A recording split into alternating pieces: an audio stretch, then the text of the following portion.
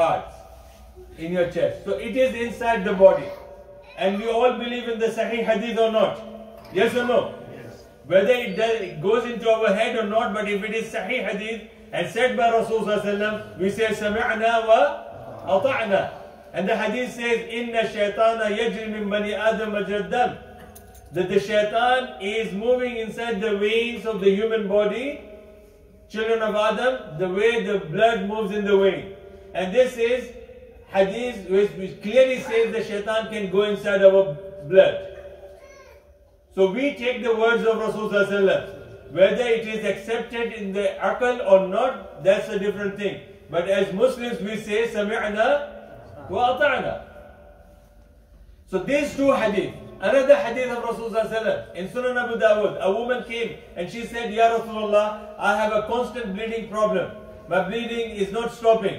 Rasulullah said, there's a jinn which is called Khannas, and this is a khinsar. This jinn is the jinn who has gone into the womb of yours and damaged your vein. And that vein is, the vein is releasing the blood. So shaitan can go to that extent. Another hadith of Rasulullah, which is again in the book of Tahara, the book in Sunan Abu Dawud, where Rasulullah said, when you are performing the ruku, shaitan goes to your private part and starts blowing wind. So you should not doubt yourself that you broke your wudu, unless you smell it or hear it. So you can see that this is the dirtiest place where shaitan can go. So, and hadith also says that when a person is married, how many of you are married? Raise your hand. Okay, those who are not married, get ready. Alhamdulillah, we'll help you inshallah, don't worry. We'll help you in finding, we'll help you financially as well inshallah. I can flutter your parents as well. So they'll be happy. You, whatever the good choice you have, we'll push your parents to get it done inshallah. Alhamdulillah. So, hadith says when a husband and wife come close to each other with the private relationship, if they don't ask Allah's protection from shaitan, shaitan gets involved into their procedure. So shaitan can get into that. Not only that, hadith sahih, we all believe, this is the saying of Rasulullah, that when the child is born, is kicked by shaitan, except Isa alayhi salatu salam. Allah protected him. So that means shaitan is ready for attacking the human beings in all the way. Quran says he will come into, stop us from reaching to the truth. He will stop us from seeking the true knowledge. He will stop us from, coming to the true guidance. He will get us, get involved into our personal life. He will come through the right side. He will come to the left side. He will come to the right, front and behind. Everywhere he will come and he will try to misguide us. This is shaitan. This is shaitan. So why we give the opportunity to the shaitan to play around with us? Now if you don't have security measures here in the masjid, and if somebody comes and break into it, it's not his fault. I'll say it's your fault, because you didn't take proper measures. So this is how you can't blame shaitan today. It is our fault. It's our fault, which is our weakness, that we don't take proper measure to protect ourselves from shaitan, and definitely the shaitan will come. And shaitan will make us do whatever he wants, because he wants us to be his slave, not the slave of Allah. And by yesterday's Jummah khutbah, if you have time, it's 42 minutes.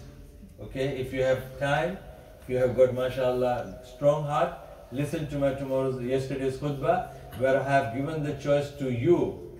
Who is your best friend?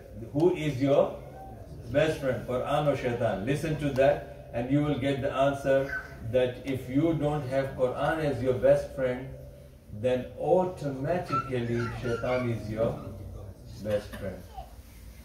So this is jinn. Okay, you got this point now?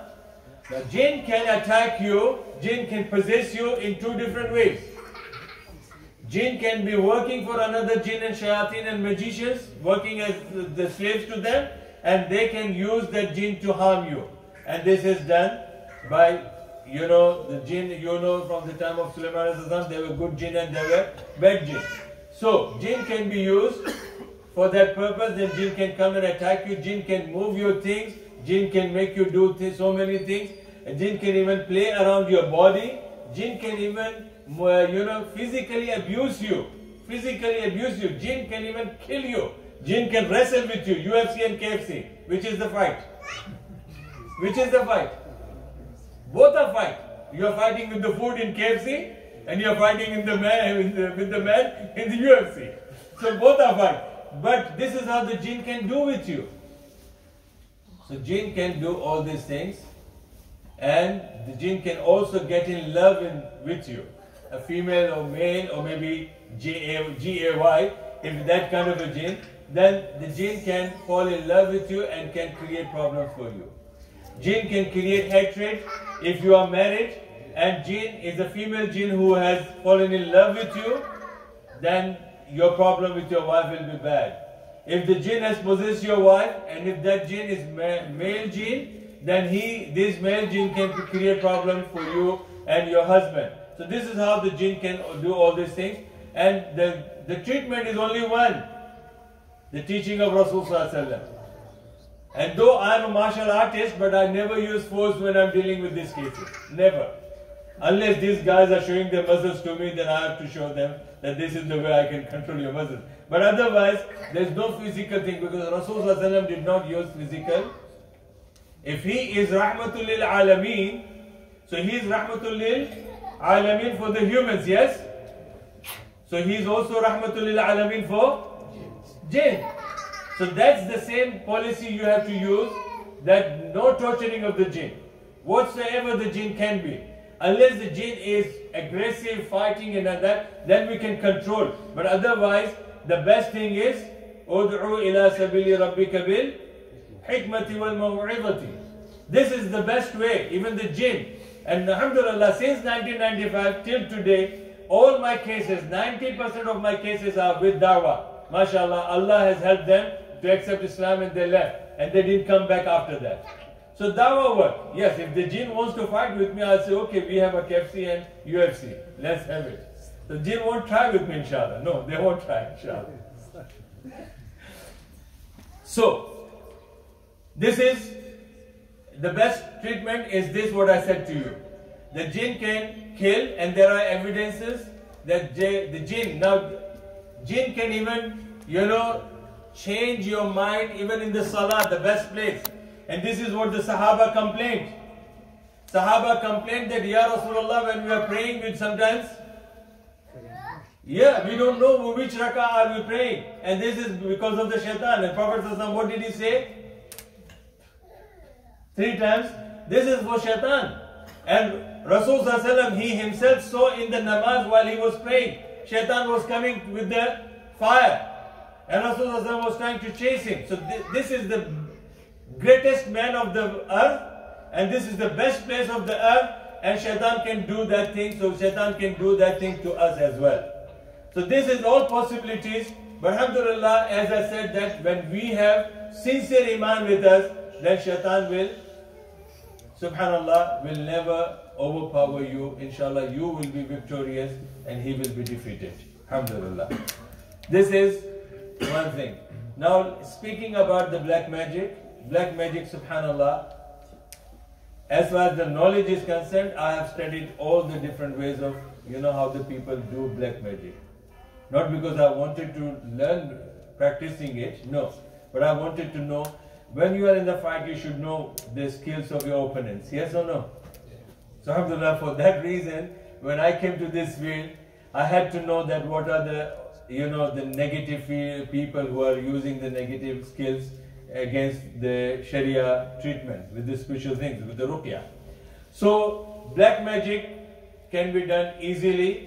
And the simplest way for you people to understand anything that has to do with your DNA, and especially your YouTube clips, which you put on YouTube, jokey things. Allah made you beautiful, handsome man, and you have a picture like this. The ears are coming up, the nose is coming here, the ear all these face making programs that you have, the apps. You will take a picture and the man is a handsome guy, mashallah, but when you take the picture, it looks like you are, Alaska bear. What's this? Allah made you such a handsome person and you are changing your creation. This is what Shaitan says, I will change the creation. I will change the creation. You will change them. And he did change us.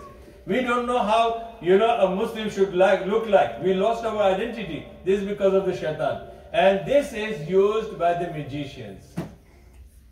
If Labid ibn Asim can use Prophet's hair, today the magicians can use your photos on Facebook.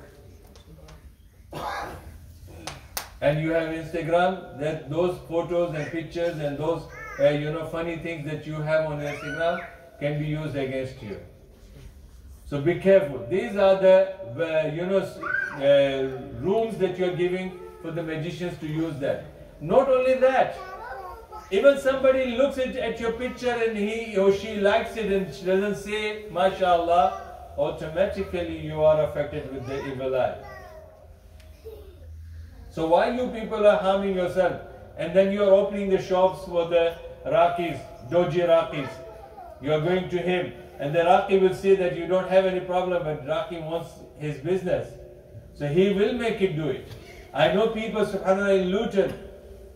The first time when I came from Dubai as a minister of religion working in Luton, there were two young sisters, they were teachers in the school. And they came to know that Sheikh Abdul Majid is helping us, mashallah, and this and that. So they came and they told us, the Sheikh, when we come out of our house to go to the school, we stop at Maulvi's house. We don't go to the school directly. And it is out of our choice. And when we leave the Madrasa school and we want to go home, we stop at his house. I said, why? What happened? And they said that we thought that this man is a good man and he helps people spiritually. And since we met him, we dream of him. Even when we are next to our husband, we see him. So these are the people. My brothers and sisters, when we don't follow the guidance of Islam properly, and then when we are becoming the victims of the shaitan, then Allah says, Min al jinnati wan nas, and there are shaitan amongst the jinn and there are shaitan amongst the humans. And then we become victim of them. So these are the things which I wanted to tell you. Now the proper treatment is the ruqya. And the best ruqya is that all of you should know your Surah Al-Fatiha correctly. Surah Al-Fatiha is so powerful surah, subhanallah. 7 verses of the Quran, Surah Al-Fatiha, is dealing with the 7 encyclopedia of the Quran. Quran is divided into 7 encyclopedias, and all these 7 verses of Surah Al-Fatiha is encyclopedia of the Quran. But you should know it. You should know the power of it, but you should know how to read it. People are reading Alhamdulillahi Rabbil Alameen. Okay, this is correct. Ha is pronounced properly, Ain is pronounced properly, Alif is pronounced properly. But some of us are reading Alhamdulillahi Rabbil Alameen. Alhamdulillahi Rabbil Alameen. When you read Alhamdu, it means praise be to Lillah, Allah subhanahu wa ta'ala. And then when you say Alameen, that means word with Ain. And when you read Alhamdu, Hamdulillah, the word Ha Mim Dal in Arabic, it means death, end of the person. So when you are saying Alhamdulillah, you are indirectly saying end of Allah. Alameen and Alameen. Alam, Alama with Alif and Alama with Ain. Two different things. One is pain. Alim, knowledgeable. Alim, painful. So what do you mean by saying Alim? Are you saying Allah is painful? So these are the simple mistakes we make in reading Surah Al-Fatiha. And Surah Al-Fatiha is read in the Quran, and it is said in the Hadith that a man was bitten by a scorpion, and a Sahabi could only know, he read only Surah Al-Fatiha, and the man was cured from the poison of the scorpion. But this is a correct Sahabi who had intention to seek Allah's help and use the Quran, and Prophet ﷺ said, how did you know that this Surah Al-Fatiha is Ruqiyya? How did you know that? He didn't say anything, but he said, this was the only surah I knew and I read on him, and that cured the man. So you don't have to be Hafiz Quran to become Raqi and to read the Quran. All is needed that you know Surah Al-Fatiha. Hadith in Musnad al-Hakim. Rasul Sallallahu Alaihi Wasallam has read Surah Al-Fatiha, first 5 verses of Surah Al-Baqarah, then Ayat al-Kursi and 2 following verses, and last 3 verses of Surah Al-Baqarah. And he read Surah Al-Falaq, he read Surah Al-Nas. Alhamdulillah, people are cured. You don't have to be Hafiz. You don't have to be Qari. You don't have to. All you have to know is what you are reading is correct, and what you are reading is reading with understanding. And believe me, my brothers and sisters, if you read only Surah Al-Fatiha correctly, and a person is affected, just like this, for an example. Okay, I don't advise people to be physical, but even just putting your hand and you read Surah Al-Fatiha, wallahi, the person who is affected with evil eye or black magic or possession of the jinn, there is no chance for the jinn to take it. That's powerful Quran. Surah Al-Fatiha is the encyclopedia of the Quran, and in Quran Allah says, لو أنزلنا هذا القرآن على جبل رأيته خاشعا متصدعا من خشية الله. Allah is saying that if we have revealed this Quran on the mountains, it will collapse. And Surah Al-Fatiha is the encyclopedia of the Quran. So if you read only Surah Al-Fatiha properly, inshallah, no jinn can take it. So this is the best way to learn. Now today I'll just guide you properly. First of all, put your trust in Allah. وَمَنْ يَتَوَكَّلْ عَلَى اللَّهِ فَهُوَ حَسْبُهُ. وَمَنْ يَتَوَكَّلْ عَلَى اللَّهِ فَهُوَ حَسْبُهُ.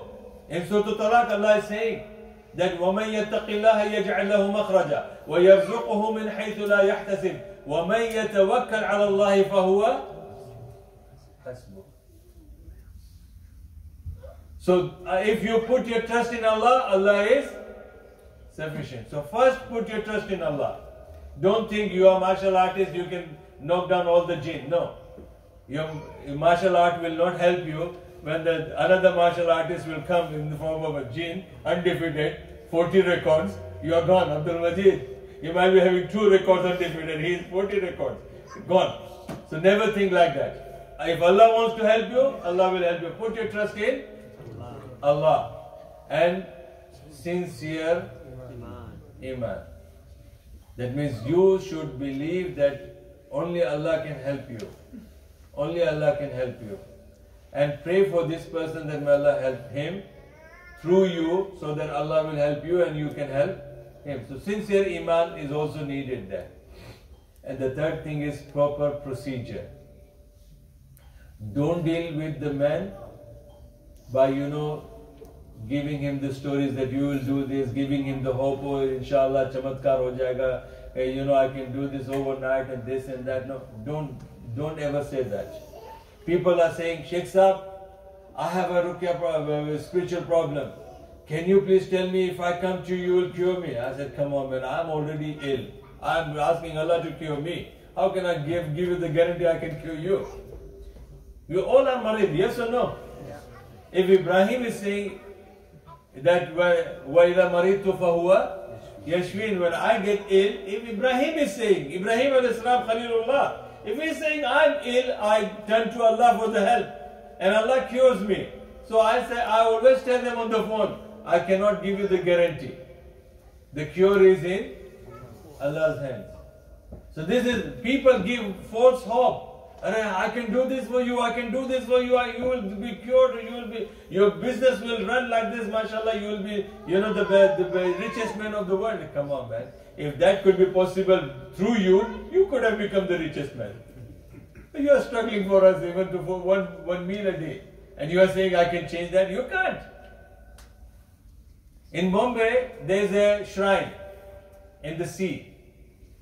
And these people, the people who are worshipping them, instead of worshipping Allah, they visit every day. and in the evening the water level rises up, and the route that goes to from the beach, from the starting point of the sea till that shrine, it gets covered with the sea. And in that place there is a man, he sits with the bag, a suitcase which has got rings, different rings with different stones in it. And they believe, the people, they believe that when you take one particular ring with one particular stone in it, it will change your luck. I was 12 years old, I went with my dad there to visit that place. My father went to the shrine to do whatever he wanted to do. I stood with this